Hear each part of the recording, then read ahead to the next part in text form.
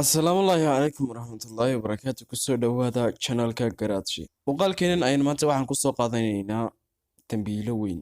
Inahaadu waxaan kusoo qaadanaynaa nin dilaaya oo lagu magacaabo John Wayne Gacy oo ahaa ganacsade aad loo ixtiraamo oo ahaa nin reer Illinois ah. Ku dhawaad waxa uu dilay 30 amba in ka badan 30 wiil oo dhalinyaro ah.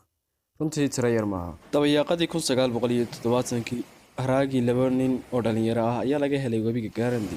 Muddo yar ka bacdi nin lagu magacaabo BST ayaa la kulmay shaqadiisa farmashiyaha deegaanka Des Plaines.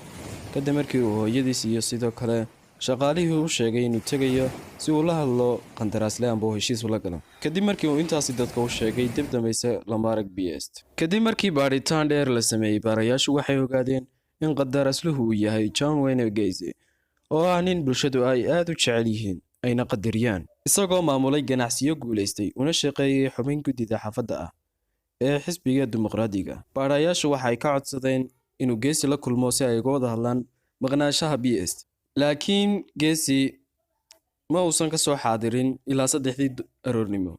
wuxuuna xirnaa dhar ay caro dabooshay, isagoo sharxayay in gaarigiisa ay ku dhegtay amba ay galay dhiiqo gurigiisa u dhow. Adigoo cabasho dheer markii uu Gacy sameeyay, waxa uu Gacy wuxuu ku andacoonayay inuusan weligiis la kulmin ama uusan la hadlin BST, laakiin mas'uuliyiintu way ka shakiyeen sida uu u dhaqmayo.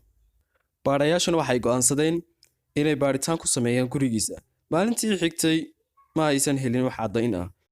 Markii ay baarayaashu baareen taariikhda Gacy, waxay ogaadeen in xukun sina ah lagu helay Gacy, kaasi oo la sameeyay xiriir jinsi ah wiil yar dhowr sano ka hor.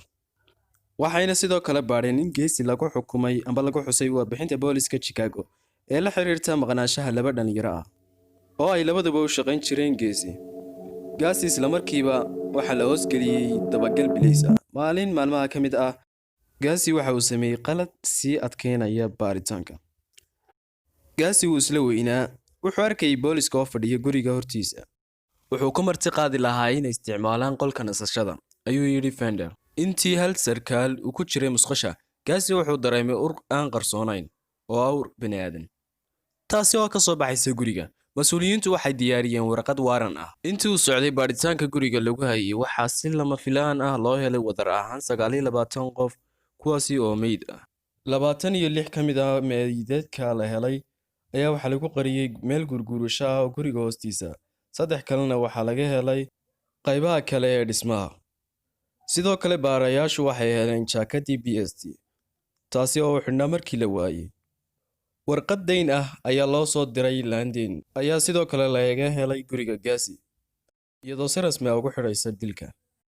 Bishii Diseembar 1978, Gacy oo 36 jir ah ayaa la qabtay, waxaana ugu dambeyntii lagu soo oogay 33 dambi oo dil ah. waxaana uu dhintay 1994. Assalaamu calaykum waraxmatullaahi wabarakaatu. Fadlan haddii aad muuqaalka ka heshay like saar, hana ilaawin inaad nagu soo biirto oo aad taabato calaamadda subscribe-ta. hana ilaawin inaad shidato amba aad daarato gambaleelka si aad ula socotid muuqaal kasta oo na soo dhigno. mahadsanid.